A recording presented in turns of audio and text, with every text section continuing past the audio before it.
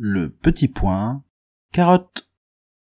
Salut tout le monde, j'ai vraiment hésité à faire ce mini point carotte sur l'intervention de Louis Sarkozy sur les arrêts maladie et finalement j'ai re-regardé la vidéo et ça m'a énervé alors je le fais quand même. Ouais, mais t'avais dit que t'allais plus parler politique, en plus cette intervention date à fond et c'est pas ton domaine. Les points carottes parlent cinéma et animation, mon travail, donc on peut dire que si, ça peut rester dans le thème de la chaîne et c'est déjà plus mon domaine que celui de Louis Sarkozy. Oui ça date mais je voulais placer un mini point carotte plus léger entre deux. Et pour finir j'avais dit que j'arrêterais de parler politique tant que personne ne dirait de conneries et comme c'est passé à la téloge ça fait aussi partie de mon domaine. Ouais, dans ce cas ça veut plus rien dire vu que plein de conneries passent à la télé. Oui bah c'est ma chaîne, j'en fais ce que je veux. Voilà, la preuve que c'est un petit chef. Et encore, je vous parle même pas de la restriction des croquettes. Un tyran, je vous dis. Tu fais presque 9 kilos, je suis bien obligé de suivre les conseils du veto. Parle pas de mon poids, c'est un mini point carotte, t'as droit à 3 minutes. Donc monsieur le despote va peut-être s'y mettre. Précision, ça va être en plusieurs parties. Je vais fusionner ces parties pour en faire une vidéo longue pour les personnes qui préfèrent. L'intervention est horrible à regarder, une espèce de faux dialogue imitant une interview, mais tout bien préparé, ça se voit facilement, leurs yeux ne décrochent pas de leurs feuilles. En plus, Louis Sarkozy se permet de bégayer. Mais fais correctement ton travail alors que tu fais une chronique sur le travail.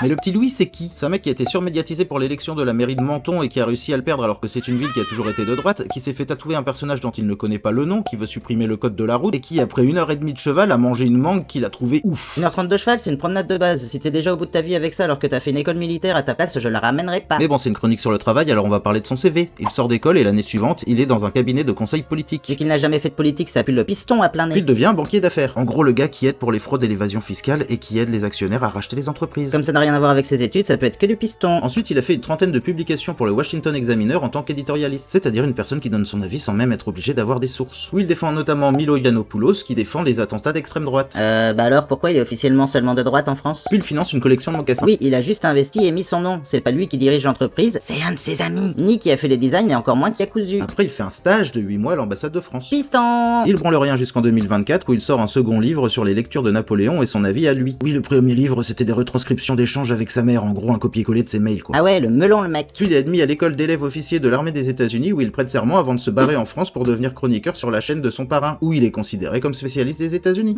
Un mec qui tient bien ses promesses. Mais d'où il est spécialiste des États-Unis? Il a fait une école militaire, donc tu sors pas du lieu. Puis des écoles prestigieuses, donc tu restes dans le campus. Du coup, il est resté enfermé dans son microcosme et donc ne connaît pas la vie autour. Puis pour la suite, il reste sur LCI mais rejoint aussi Valeurs Actuelles, d'extrême droite, et donne des interviews sur 21 News dont son papa est un membre du conseil d'administration. Journal aussi d'extrême droite et identitaire, je le précise vu qu'officiellement il est LR. En gros, si on retire ses travaux d'éditorialiste et de chroniqueur vu qu'il donne son avis sans se sourcer, comme ce qu'on fait au bar avec les potes toutes les semaines, en gros, en 10 ans, il a bossé moins d'1 an et 8 mois. Ouais, alors pourquoi on lui demande son avis sur le travail et les arrêts maladie? Allez, je vais répondre point par point à sa chronique de merde. Le nombre d'arrêts maladie a bondi de 50% depuis 2019, c'est ce que révèle une étude de l'assureur AXA. J'en parle dans le prochain chapitre. Précisément au moment de notre histoire, il faut travailler de plus en plus. Ah bon, pourquoi? L'humanité n'a jamais été aussi riche qu'actuellement. Le souci n'est peut-être pas le fait de travailler, mais ce qui est fait avec l'argent des travailleurs. Si un médecin prescrit par exemple 30% d'arrêts de plus que la moyenne, cela doit déclencher automatiquement une inspection. Ah oui, je suis d'accord, s'il y a beaucoup de personnes malades, pourquoi ne pas faire une inspection du lieu de travail et même des sites pollués? Vu qu'en France il y a des scientifiques qui n'arrêtent pas d'alerter sur des villes et régions avec des énormes taux de cancer même infantile, ça pourrait peut-être être une priorité de l'État, non? D'abord exiger, comme certains le souhaitent au gouvernement, un deuxième avis pour les arrêts de longue durée. Enfin, tout arrêt frauduleux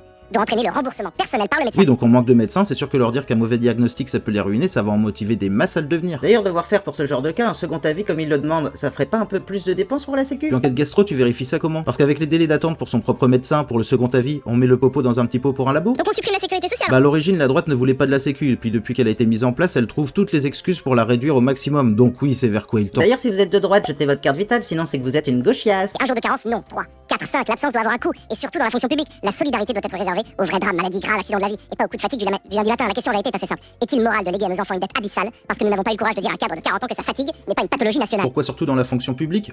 On sait pas. Et mec, en 10 ans, t'as réellement bossé moins d'1 an et 8 mois. De où tu connais la fatigue? De plus, si tu viens pas un lundi matin parce que t'es crevé, c'est pas remboursé, t'as pas de congé maladie, t'as 3 jours de carence à tes frais avant de pouvoir y avoir droit. Putain, mais renseigne-toi! Quand on ne connaît pas son sujet, on est prié de la fermer. Et la dette abyssale, je le rappelle, la France dépense en trop 160 milliards par an, mais donne aux grandes entreprises et multinationales 270 milliards. Si on ne donnait pas d'argent public à des entreprises comme celle d'Arnaud Bolloré, le grand ami de ton père, ou Bouygues, ton parrain, on s'en sortirait peut-être mieux. Oui, s'ils sont milliardaires et qu'on doit sortir de l'argent public pour que leur entreprise fonctionne, c'est peut-être que leur entreprise en fait c'est un peu de la merde. Est-ce que le problème vient pas aussi du management? Vraie question, mais je le développe plus tard. Et demain quoi, l'ouvrier bâtisseur de Notre-Dame qui arrête le chantier pour management toxique, Jeanne d'Arc qui rend les armes parce qu'elle a été mégenrée, les grognards de Napoléon Bonaparte qui refusent de se battre à Austerlitz pour surcharge mentale. Et demain, Jeanne d'Arc, celle qui entendait des voix dans sa tête pour finir au bûcher? Hey, elle aurait mieux fait de poser un arrêt pour avoir un suivi psy. Les soldats de Napoléon, s'ils voulaient un arrêt, c'était un arrêt de vie, fusillé sur place directement, oui, ça aide pas. Ah, la belle époque où tu mourais de dysenterie pour l'empereur, ça c'était du vrai management. Si on les revoit demain, faut appeler SOS Fantôme. Le droit du travailleur n'a jamais été aussi protecteur. Et non mon petit gars, rappelle-toi en 2016 quand tu sortais d'école, il y a une loi travail qui est passée signée par El Khomri et Macron cassant le droit du travail grâce aux accords de branche qui permettent de juste plus totalement suivre le code du travail sous certaines conditions. Est-ce cela vraiment l'ambition de la jeunesse française en 2026? Regardez des séries Netflix pendant que le reste du monde travaille, et si vous avez véritablement un problème avec votre patron, démissionnez,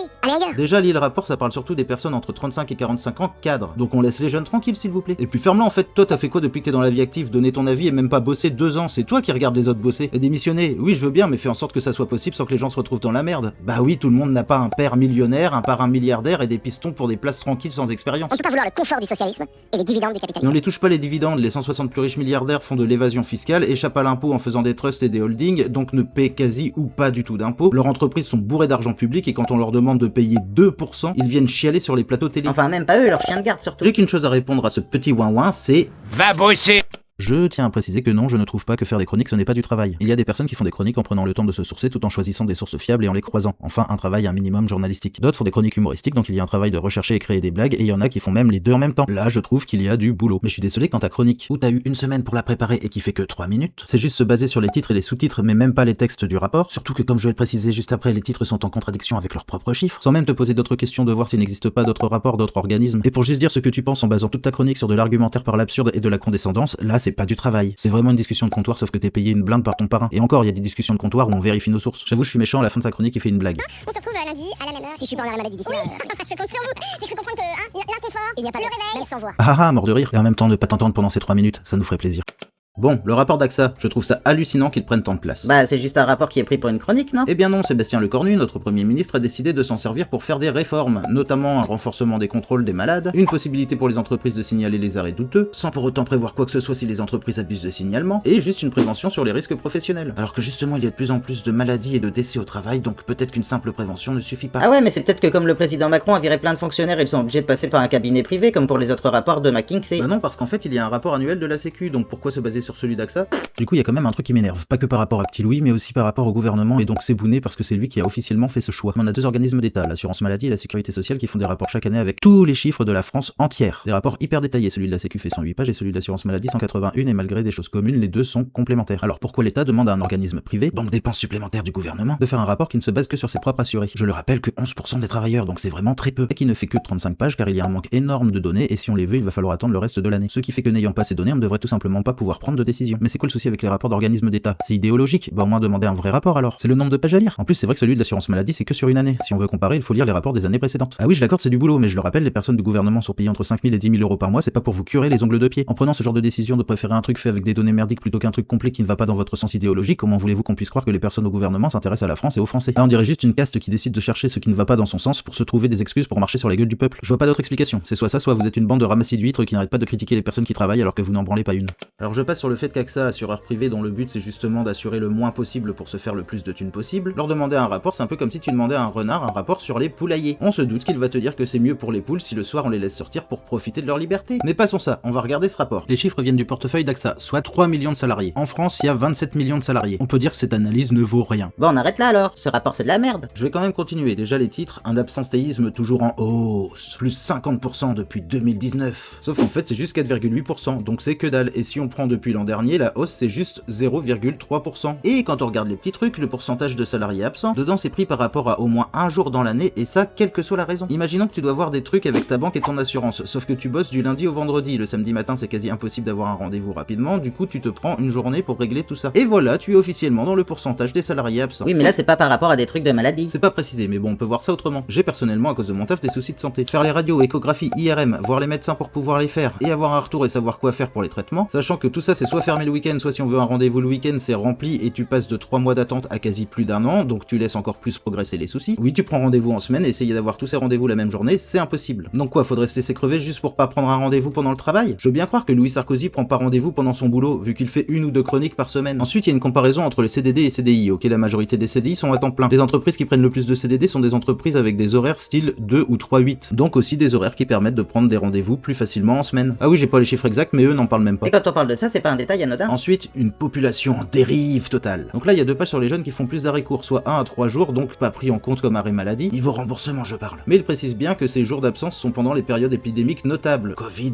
grippe, VRS, rhinovirus. Et la page d'après explique que les plus de 30 ans sont aussi absents à ces mêmes périodes, mais sur des arrêts plus longs. Ce qui veut dire qu'en fait les jeunes reviennent plus vite au boulot quand ils sont malades et ne touchent pas d'arrêt maladie, donc dérive notable pour une société capitaliste, pas vraiment. Et comparer ça à 2019 alors qu'à l'époque le Covid n'était pas encore en France, il y a un peu du foutage de gueule. Après il parle des taux d'absentéisme mécanismes différents selon les catégories d'âge. J'ai mis le question parce qu'il y a vraiment plein de flou là-dedans. Mais par contre, on peut voir que les plus gros taux, c'est pas les jeunes comme on n'arrête pas de rabâcher, c'est les 30-45 ans, et en vrai, quand on voit les barres, ça fait énorme, mais en fait, en pourcentage, c'est pas ouf. Ensuite, c'est une partie sur les différentes pathologies qui font des arrêts longs avec une super colonne de multipathologies qui, du coup, vient tout fausser. Et surtout, on ne parle pas d'où proviennent toutes les pathologies. Par contre, il y a un encadré sur mon parcours psy, ça n'a rien à voir avec ce rapport parce que tu ne vois pas le psy pendant ton boulot normalement. Et ça montre que c'est en grande progression depuis la mise en place, sans même dire que ça peut être dû au fait que ce soit de plus en plus connu, mais ça emmerde sûrement AXA vu qu'ils sont censés rembourser. T'expliques un peu de moins en moins là. Ouais, parce qu'en fait ça me gave vu qu'à chaque fois il y a plein de questions avec aucune réponse, c'est certes joliment présenté mais c'est hyper vide. Je fais vite sur les 2 dernières pages l'entrée des jeunes dans le boulot qui disent qu'il y a de moins en moins de cadres, donc des boulots non considérés. Ça peut peut-être aider à ne pas avoir de motivation même si on a vu en fait que si, alors pourquoi on les fait chier? Et ensuite l'arrêt du travail des seniors avec 2 super catégories, d'essais et autres. Suivi de témoignages de personnes dont on s'en fout avec la conclusion du chef data AXA qui admet qu'ils ont mis que ce qui leur paraissait marquant. Sous quel angle? Celui d'une entreprise avec des actionnaires qui ne veulent plus payer d'arrêt maladie? Et un petit encadré qui dit justement que toutes les questions qu'on peut avoir, ils nous les fourniront tout au long de l'année. Ce qui fait que ce rapport, vu qu'on n'a pas toutes les données, n'a strictement aucun intérêt. Bon, on va revenir sur la travaillophobie, comme dit l'autre qui n'a jamais bossé de sa vie. Oui, d'ailleurs, on pourrait parler du taux d'absentéisme du Sénat et de l'Assemblée nationale qui, eux, n'ont pas besoin de certificat pour ne pas être là. Déjà, je vais pas m'attarder sur les médecins qui font des arrêts maladie sur demande. Je me doute que ça existe, mais j'en ai jamais connu. J'ai même eu une médecin qui, quand j'ai eu une rhinopharyngite avec 39,7 de fièvre, m'a refusé l'arrêt maladie parce que c'est juste un gros rhume. Mais surtout, il n'y a aucun chiffre là-dessus. Ça serait donc un débat stérile d'idéologie. Mais surtout, pourquoi en France, on veut absolument que les personnes malades viennent travailler? Personnellement, j'ai pas envie de choper un rhume, une gastro, une grippe ou je sais pas quoi juste parce que je suis allé bosser. En plus, pour prendre un exemple, au Japon, un pays bien capitaliste libéral qui n'en a rien à foutre des travailleurs. Quand t'as un simple rhume, tu restes chez toi. Parce qu'ils ont fait des études et ont pu remarquer qu'un rhume avec du repos ça part en 2 ou 3 jours et sans repos ça traîne pendant une semaine. Puis se propage dans l'entreprise et fait réduire la productivité à 70%. Donc même pour la moula, c'est mieux que les personnes malades ne viennent pas. Donc pourquoi ici, on veut absolument qu'ils viennent? C'est nul pour tout le monde en fait. Ensuite, le taux d'absence. Alors selon le rapport de la Sécu, il y a de plus en plus de morts au travail, d'accidents du travail et de maladies qui y sont liées. Même les maladies liées à l'amiante remontent. Je pensais que le problème était résolu. C'est à prendre avec des pincettes. 2003 était le taux le plus bas depuis 2010 au niveau des maladies de l'amiante. En soi, sur cette courbe, ça peut paraître pas très alarmant par rapport à la globalité de l'ensemble. Par contre, au niveau de ces courbes, les chiffres restent quand même assez constants, mais pour cette dernière, il y a une énorme progression vu qu'il n'y en avait pas avant. Ce qui fait qu'en fait, pas sur le global, mais pour cette dernière année, il y a quand même une hausse, alors que depuis 2011, les chiffres étaient à la baisse. C'est alarmant car justement maintenant, on sait comment s'en préserver, et du coup, si tous les protocoles étaient bien respectés, ça devrait continuer à descendre, voire même ne plus exister. Sauf que ça coûte cher et prend du temps, et il serait donc intéressant de voir si justement ces protocoles sont toujours bien respectés. Du coup, s'il y a de plus en plus d'accidents du travail, il y a forcément de plus en plus d'arrêts, et ça sous-entend aussi qu'on fait de moins en moins attention aux personnes qui travaillent. Le non-travailleur de 29 ans, quand il critique les quarantenaires qui sont absents, j'ai envie de répondre, j'ai personnellement un boulot où je suis assis toute la journée à dessiner sur mon écran, et rien que ça dégrade ma santé. Alors pour les boulots physiques, j'imagine même pas. Je précise juste au cas où il y aurait des commentaires dans ce sens. Il a été mis en place il y a un moment le fait de changer de poste environ toutes les 2 heures, surtout en usine. Justement pour éviter les troubles musculo-squelettiques liés au fait d'avoir un même mouvement répétitif prolongé. Du coup, comme dans mon boulot on ne change jamais de poste ni de position, c'est normal que ma santé se dégrade à cause de ça, alors qu'une personne qui est dans une usine qui respecte bien les protocoles pourrait ne pas avoir de problème. Mais dans les usines en général, il y a des changements d'horaire bien merdiques, du coup ça nique la santé autrement. Et de toute façon, on n'est pas là pour faire la guerre de qui a le boulot le plus merdique. Bon, imaginons si les gens ils ont plus envie de travailler. Ok, alors pourquoi? J'ai vu mes parents bosser à fond pour avoir une retraite de misère parce que Fillon est passé entre deux pour commencer à tout foutre en l'air. Pour ma génération, c'est Macron qui est passé dessus alors que l'organisme qui s'occupe de ça disait justement que ça allait se refaire, donc il n'y avait pas besoin de nouvelles réformes. À ce rythme, je l'aurai vers 73 ans. Si je la veux à taux plein à cause de mon boulot à la mission et mes études longues. Donc autant dire que pour les jeunes, il n'y a pas de carotte au bout. En plus, il est démontré que Parcoursup aide grandement à pourrir le moral parce qu'on coupe la motivation pour imposer un travail. Tu bosses pour le pays, la magie, tout ça, en tout cas pas pour toi. Le management actuel est basé sur celui de l'Allemagne nazie, donc pas ouf. Il n'y a plus vraiment de possibilité d'évoluer au sein d'une entreprise car les cadres sont des sortants d'école de commerce, les salaires n'augmentent pas ou très peu par rapport à l'inflation, donc le travail permet de moins en moins de subvenir à ses besoins. Pour finir, petit à petit, les boulots épanouissants sont remplacés par des machines, de l'IA, des robots, et le travail devient juste ce qu'il y a de plus chiant à faire. Dans l'art maintenant, ça va devenir juste écrire derrière un prompt pour gérer une IA. Niveau épanouissement, autant se gratter le cul. Ah oui, j'avoue, trouver une motivation là-dedans, ça commence à devenir compliqué. Un truc qui fout en l'air tous les boulots, c'est les écoles de commerce qui sortent des cadres dont les premières leçons qu'ils apprennent, c'est de jamais dire que c'est de leur faute et jamais s'excuser, ce qui fait que quand c'est la merde, c'est jamais résolu. J'ai personnellement bossé avec un studio qui disait que le problème des retards c'était toujours à cause des techniciens, sauf que ce studio, pour chaque projet, n'avait jamais la même équipe. Donc soit tu ne sais pas embaucher les bonnes personnes, soit le problème ne vient pas de ces dernières, et j'ai bossé sur plein de projets qui ont fini en temps et en heure, voire en avance, mais les personnes qui dirigeaient étaient toujours des personnes qui venaient du milieu. Je côtoie des personnes qui bossent en usine, dans des sociétés de livraison et à l'hôpital. Tous les cadres sont remplacés par des personnes qui sortent d'écoles de commerce, qu'on paie une blinde car leur statut vaut ça. Puis on leur demande de faire un max d'économies, sauf que ces personnes n'ont jamais travaillé dans le domaine et n'y connaissent rien et font des économies pas du tout logiques si elles connaissaient le boulot. Par exemple, dans l'hôpital, les cadres ont tendance à tout réduire par rapport aux aides-soignantes, infirmiers et ASH parce que les médecins et les chirurgiens, il y en a peu et ont un statut important, donc faut les bichonner alors que les autres, on les voit comme remplaçables. Sauf que quand tu demandes à 2 ASH de faire le boulot de 4, c'est juste pas possible qu'à la fin ta salle de chirurgie soit nickel. Du coup, en plus de fatiguer physiquement le personnel, ça le fatigue psychologiquement parce que ça leur retombe dessus, sauf que le problème vient des décisions du cadre et pas des personnes qui bossent. T'as beau aimer ton boulot, si tu n'es pas dans des bonnes conditions, tu ne peux pas bien le faire et encore moins t'épanouir et avoir la motivation d'y aller. Et faut pas oublier aussi que les gens ne voulaient pas d'une société basée sur le libéralisme économique, c'est peut-être aussi pour ça que les gens génération n'ont plus l'envie de bosser. Si c'est vrai, vu que rien ne le prouve finalement. Bah oui, petit Louis, faut pas oublier que c'est ton père qui a dit merde au fait que les gens avaient voté contre le traité européen, incrustant dans le marbre le libéralisme. Donc si les personnes n'avaient pas envie de ce genre d'économie, mais qu'on les oblige, faut pas s'étonner que ça les fasse chier. Mais faut pas oublier que toutes les générations ont toujours dit que les jeunes n'avaient pas envie de bosser. Alors est-ce que c'est la réalité ou est-ce que petit Louis serait pas déjà un vieux réac avant l'heure? Mais bon, avant de critiquer les autres, quand on encense son père qui sait même pas se faire cuire un œuf tout seul et qu'on n'a jamais réellement bossé de sa vie, on ferait mieux de fermer sa gueule sur ce genre de sujet.